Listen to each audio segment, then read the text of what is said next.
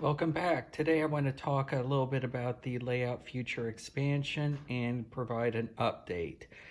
As you can notice, this is the sheet that I created, which shows the overall layout dimensions, the overview of what I'm trying to do. I actually had to change things slightly. As I was trying to install the foam boards with Leslie, one of the things that I realized is over here, which is above the Murphysboro, East St. Louis area. Uh, this is probably going to be like Godfrey in Springfield, Illinois. As we were installing the foam boards, I didn't realize that we had a series of pipes and vents and so forth right here.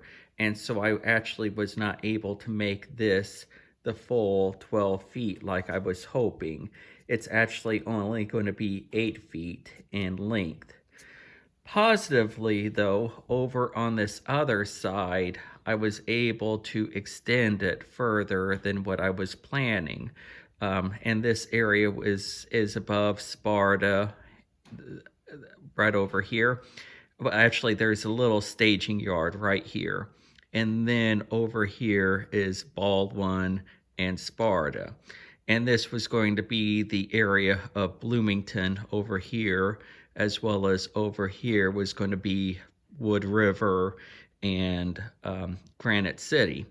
So I'm actually able to make this rather than 16 feet, I made it 23 feet in length.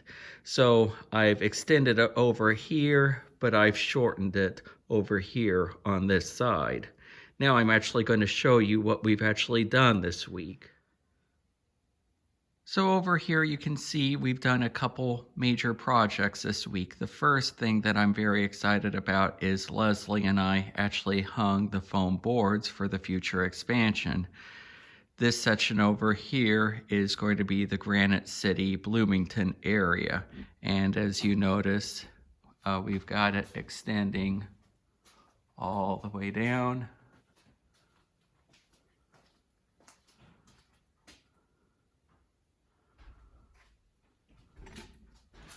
We ended up hanging these foam boards, as you can see, with metal wire. It was actually easier to do that than what I was thinking, so that project ended up working out very well. We'll be having to do our best to try and hide those wires around the scenery and so forth, but I think this was kind of the best option that we had since we've already got the layout underneath. So the second thing that we've done was to actually hang lights from the second level. Previously, as we installed the second level, as I was looking, and this is what I kind of assumed, it was going to be very dark on that first level, the lower level.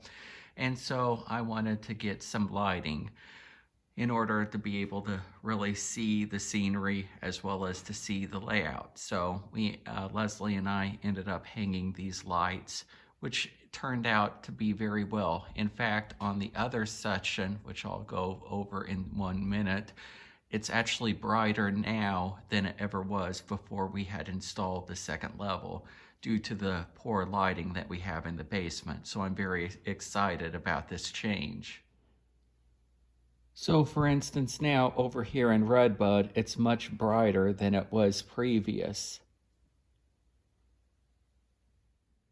And the same thing is true of East St. Louis as well. In the past, I've got a lot of people purchased, but I've been hesitant to put them out simply because I knew they were very difficult to see in the shadows. Now with the extra lighting here, you can really see a lot more detail.